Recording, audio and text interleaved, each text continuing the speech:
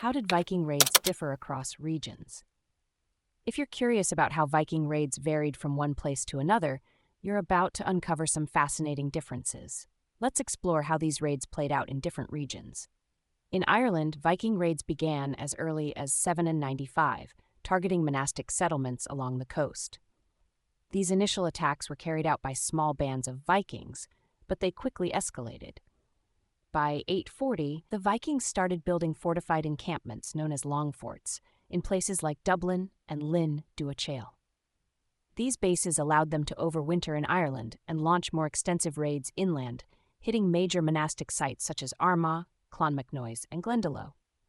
The Vikings also formed alliances with some Irish kings and even established a kingdom in Dublin, with Amlwb becoming the first king in 853. In contrast, the Viking raids in England were just as brutal, but followed a different pattern. The first recorded raid was in 793 at the monastery of Lindisfarne, marking the beginning of the Viking Age in England. These raids continued sporadically, with the Vikings often overwintering on islands like Thanet and the Isle of Sheppey. Unlike in Ireland, the Vikings in England did not establish permanent settlements until much later. Instead, they focused on raiding coastal towns and monasteries such as Jarrow and Iona, and occasionally formed temporary bases. When it came to the Frankish Empire, which included modern-day France and parts of Germany, the Vikings exploited the empire's internal divisions. They sailed up rivers like the Seine, raiding cities and monasteries with relative ease. One of the most significant events was the granting of the Duchy of Normandy to the Viking leader Rollo in 911 in exchange for his loyalty and defense against other Viking groups. This led to the establishment of Viking settlement that would eventually become the Norman culture, which later influenced England after the Norman conquest in 1066.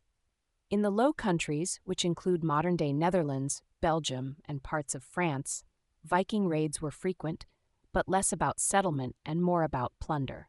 Cities like Antwerp, Ghent, and Tournai were raided, and the Vikings set up temporary bases in places like Asselt and Walcheren. However, they never established permanent settlements in these areas. Further south, in Iberia, Viking raids were less frequent but still significant. The Vikings raided cities like Lisbon and Seville, and there is evidence they even ventured into the Mediterranean, possibly reaching Italy and other regions. These raids were often carried out by a single group over a short period, such as between 859 and 861, and then ceased for several decades before resuming in the 960s and 970s.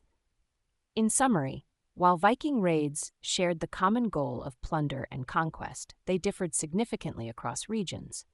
The nature of the targets, the establishment of settlements, and the duration of the raids all varied depending on the local context and the Vikings' strategic goals.